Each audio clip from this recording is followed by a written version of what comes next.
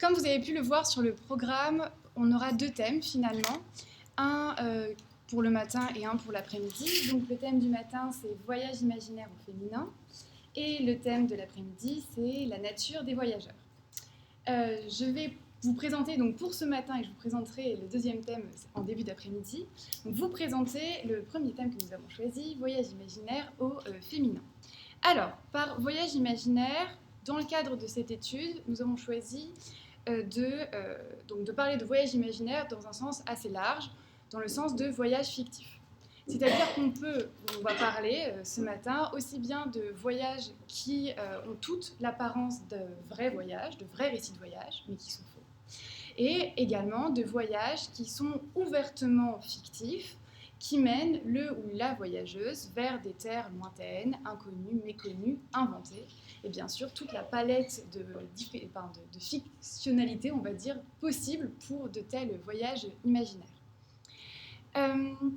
Les voyages imaginaires, donc, sont un terrain qui, comme les voyages réels, sont étudiés en ce moment. Par exemple, on a eu un très riche programme de recherche à Aix-Marseille qui s'intitulait Géographie imaginaire, le voyage prétexte comme machine à penser, qui a donné lieu l'année dernière à une publication sur justement la revue Astrolabe, donc qui est disponible en ligne, dirigée par Sylvie Requemora et Christine Gadra-Werfeli.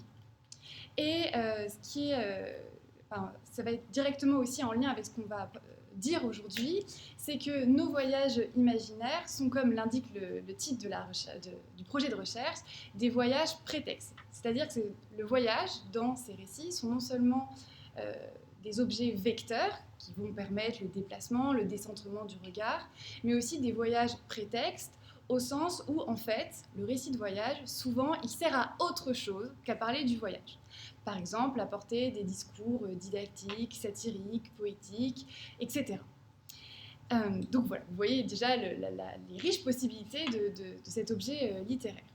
Et il se trouve, et ça je pense que vous vous en doutez, que comme beaucoup de choses en littérature, la plupart des voyages imaginaires ont été écrits par des hommes.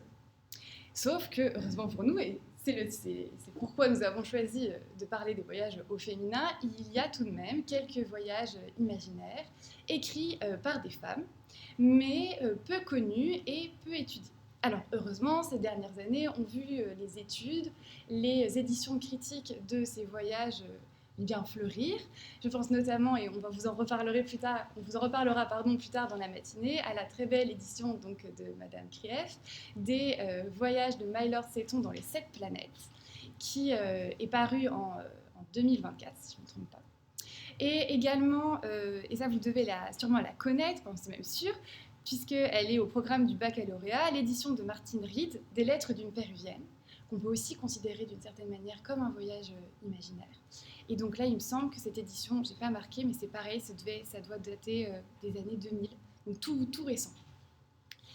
Donc voilà, ça c'est pour les voyages imaginaires au féminin. Et comme on était en train de travailler sur donc, les voyages au féminin, on a pensé qu'il pouvait être aussi intéressant de vous parler des vrais voyages, des voyages donc réels, écrits par des femmes, ce qui est aussi un domaine où on a beaucoup moins effectivement de textes et beaucoup moins d'études, mais qui tout de même, en ce moment, est au cœur de nouvelles recherches, puisque le voyage au féminin, contrairement à ce qu'on peut penser, a bel et bien existé.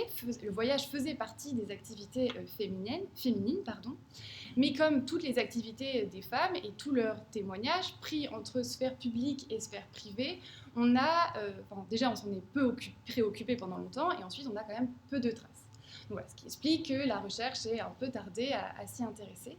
Mais en ce moment, la recherche est très féconde, et je vais mentionner 2 colloques assez récents.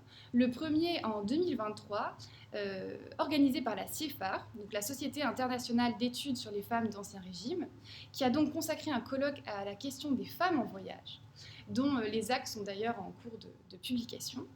Et encore plus récemment, en 2025, c'était l'Université de Nice qui avait proposé un colloque sur le monde vu par les voyageuses francophones. Voilà, donc un domaine de recherche riche en possibilités. Et c'est pour ça que cette matinée va s'inscrire dans cette double perspective de recherche, donc sur le voyage imaginaire et sur le voyage réel. Et vous verrez que les deux sortes de voyages d'ailleurs se nourrissent l'un l'autre. Il arrive que des autrices écrivent les deux sortes de voyages même. Et on pensait que c'était tout particulièrement intéressant de parler du voyage, alors imaginaire au réel, au féminin, puisque le voyage, pour la femme, a une signification peut-être encore plus forte que pour l'homme, étant donné la stricte codification et les contraintes de sa vie sociale, même encore aujourd'hui. Et pour donner corps à ce choix de perspective, nous avons choisi ce tableau. Alors, je ne sais pas si vous connaissez. Moi, je l'ai découvert en cherchant les tableaux, un tableau qu'on pouvait utiliser pour illustrer cette journée, et je l'ai trouvé très parlant. Donc, c'est un tableau d'Augustus Egg, qu'on peut traduire par compagne de voyage. Et alors, je ne sais pas non plus si vous avez reconnu, mais donc, par la fenêtre de la voiture, on voit une baie qui est la baie de Menton. Et donc ça, je vous en parlerai un peu plus cet après-midi. Là, je vais me concentrer sur les deux personnages féminins qui nous semblaient illustrer ce voyage. Donc bien sûr, baie de Menton, wagon de train, on est dans le voyage. Et en plus, nous avons deux personnages féminins, une qui dort, et on peut penser qu'elle rêve, peut-être au voyage qui est passé ou au voyage à venir, et l'autre qui lit. Alors on ne sait pas ce qu'elle lit, on peut supposer que c'est un guide touristique, qui prépare le voyage, mais ça pourrait être aussi un roman, et pourquoi pas un voyage imaginaire. Voilà pour la présentation de cette matinée. On va donc demander à Huguette Krief, maître de conférence émérite et très grande chercheuse à la bibliographie impressionnante, qui a accepté de venir se joindre à nous, peut-être de l'autre côté. Oui. Peut-être ici pour l'ordinateur. Oui, je vais le déplacer. Okay, et qui a préparé un exemplaire. Vous avez tous l'exemplaire. Non, ça c'est l'exemplaire. Très bien. Donc, ça, c'est